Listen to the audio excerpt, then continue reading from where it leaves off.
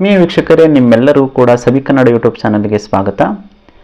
ಇಂದು ನಾವು ಒಬ್ಬ ಚಮತ್ಕಾರ ಮಾಡುವಂಥ ವ್ಯಕ್ತಿ ತಾನು ಒಂದು ನೀರನ್ನು ಸ್ಪ್ರೇ ಮಾಡಿದಾಗ, ಅವನಲ್ಲಿರ್ತಕ್ಕಂಥ ನೀರನ್ನು ಏನೋ ಸ್ಪ್ರೇ ಮಾಡಿದಾಗ ಹೂವಿನ ಗಿಡಗಳು, ಹೂ ಬಿಟ್ಟಿರುವಂಥ ಗಿಡಗಳು ಹಾಗೆ ಬಾಗ್ತವೆ.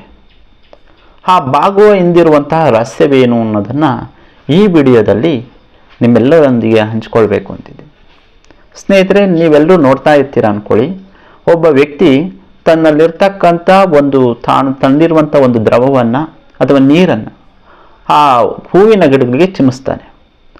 ಆ ಕೂಡಲೇ ಆ ಬಳುಕುವಂಥ ಹೂವಿನ ಬಳ್ಳಿಗಳೆಲ್ಲ ಹಾಗೆ ಬಾಗ್ತವೆ. ಆಗ ವ್ಯಕ್ತಿ ಹೇಳ್ತಾನೆ, ಇದು ನನ್ನ ಮನೋಬಲದಿಂದ ಇದು ಸಾಧ್ಯ ಆಯಿತು. ಆದರೆ ನಿಜವಾಗೂ ಆ ರೀತಿಯಾಗಿ ಸಾಧ್ಯವೇ ಅಂತ ನೋಡಿದಾಗ ಅದು ಸಾಧ್ಯವಿಲ್ಲ. ಆದರೆ ಆ ಒಂದು ಚಮತ್ಕಾರದ ಹಿಂದಿರುವಂಥ ರಹಸ್ಯವೇನು ಅಂತ ತಿಳ್ಕೊಳ್ಳೋದಾದರೆ, ಆ ವ್ಯಕ್ತಿ ಚಿಮ್ಮಿಸಿದ್ದು ನೀರಲ್ಲ, ಅದು ಈಥೈಲ್ ಕ್ಲೋರೈಡ್ನ ಸ್ಪ್ರೇ ಅನ್ನೋದು ಒಂದು ಟ್ರಿಕ್ಸ್ ಆಗಿತ್ತು.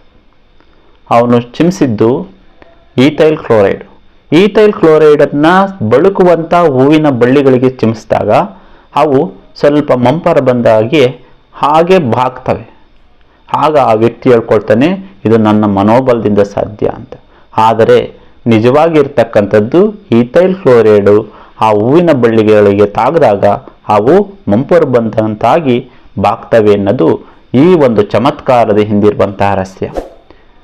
ಈ ವಿಡಿಯೋವನ್ನು ವೀಕ್ಷಣೆ ಮಾಡಿದ್ದಕ್ಕಾಗಿ ನಿಮ್ಮೆಲ್ಲರೂ ಕೂಡ ಧನ್ಯವಾದಗಳು.